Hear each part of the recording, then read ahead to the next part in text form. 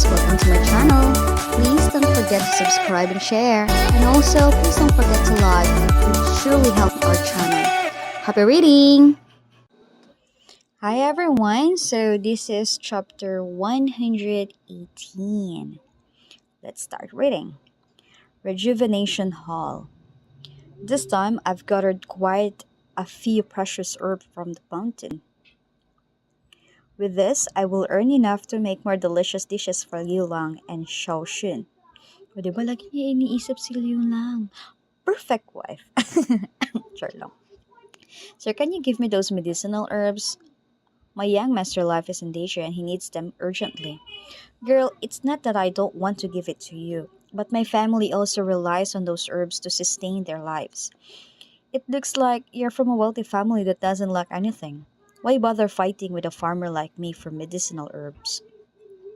But there is only that last bit of medicinal herb in the nearby pharmacy. Which herbs do you need? Buti na lang dumating ka. These are... Parang mushroom ang lahat nakikita ko. This one and that one. You have them all. The young master is safe this time. O diba, mga roots. Mahilig talaga itong mga Chinese mga ganito, no? Ginseng, mushroom, mga dahon-dahon, ganyan. Mga organic. What kind of illness does your young master have that requires such expensive rare herbs to treat?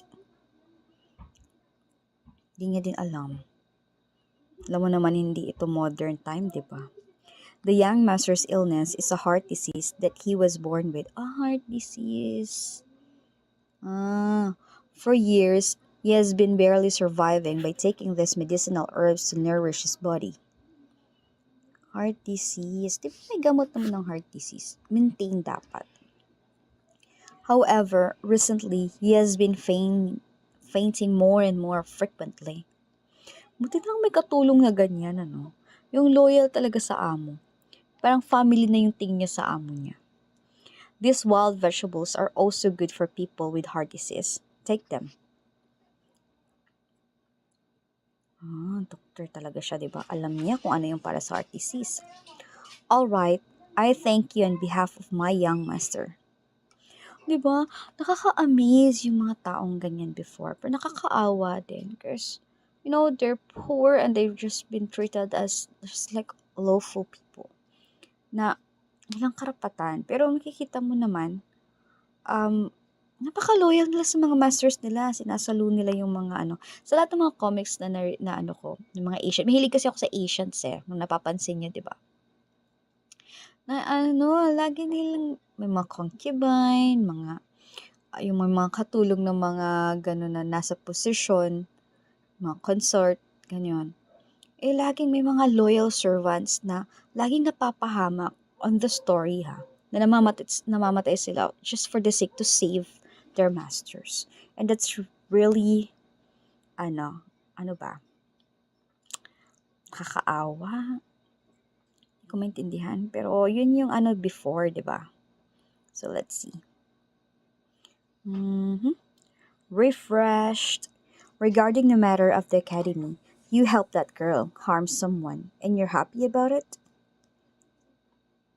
Harm someone. No, although only Gudashin went to the second floor of the study, 3 people were actually harmed. How did that girl know that the thief was a gambler and went out of her way to stop him at the gambling house? If she's actually that calculated and could harm her own family members without battling an eye, should we be more careful of her in the future? Matakot ka talaga. Don't backstab him talaga. What do you know? I guess that she did it. Most likely to help Mr. Xiao. There's a saying. Don't judge a man until you have walked a mile in his shoes. I'm really starting to like this girl more and more. Talaga lang, ha? Di ka nakikipagplastikan, ha? Mr. President, are you looking for me? Yes. May crunches pa rin siya dito. Kawawa naman to siya. When you went to the study room, did you happen to see Gudashin?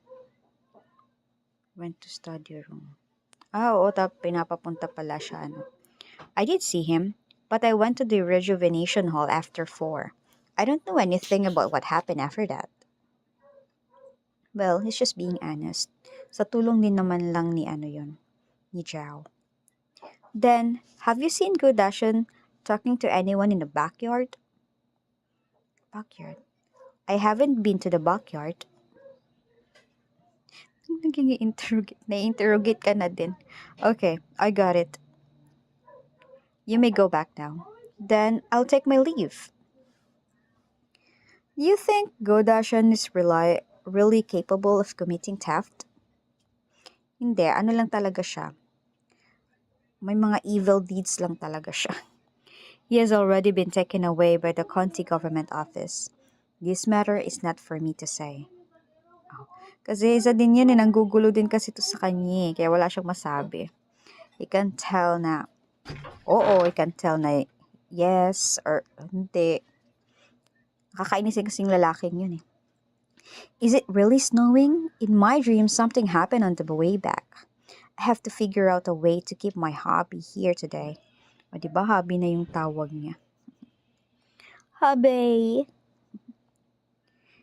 Did school just finish? Yep. O diba? Yung mata niya. Do you want to eat cakes? Yep. Have a try. Cake rice ball. Owner, please give me 1 piece of your cake. Here you are, miss. O diba? Huh? Ay! Pa-gentleman si Hobby. Hobby Liu Yang. Ano ba sa inyo pangalan niya? Liu lang? Pogi niya din dito sa niya. Pero di ba bata pa siya dito? Pero mas matanda siya kay Zhao. Thank you. Owner, please give me 2 bowls of glutinous rice balls. Parami pa tuloy yung kakainin.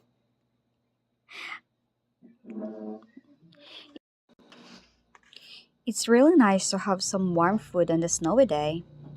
Piping hot. O, diba? Ano yung glutinous rice na sabaw? Bakit may egg? For you. Nagiging na siya. Perfect wifey. She gave me her only egg. No, I can't let her go hungry.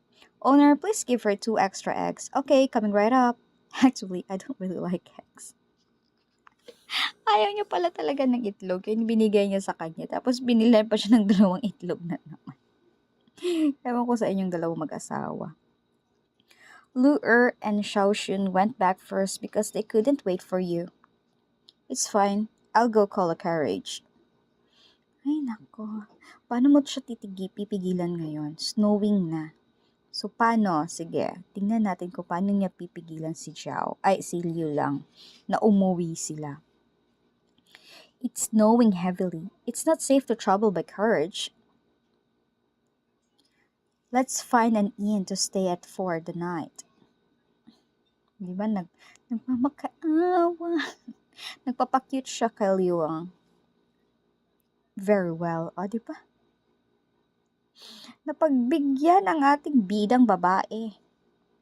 Happy Inn. Dear customers, we only have 1 room left. As the end of the year approaches, coupled with the sudden heavy snowfall today, many of the town merchants are stranded in our town. Isa lang yung kwarto na available. So, magkakatabi sila. Wala naman, mag-asawa naman sila di ba? If you two are too picky, you might be able to find a place to stay. Oh, don't be too picky. Hindi sila pwedeng umuwi at kung mag-iinarte sila, di wala silang room. So, dapat magkatabi talaga sila, di ba? So, go na yan. Kunin nyo na yung room na yan. Okay? Go na. Alright, that's the end of the chapter. And we'll see what will happen if you're going to get the roof or not. And we'll know the next chapter coming. And please, guys, don't forget to like and subscribe. It would surely help our channel. Bye. Thank you for reading with me, everyone. Until the next chapter. Bye.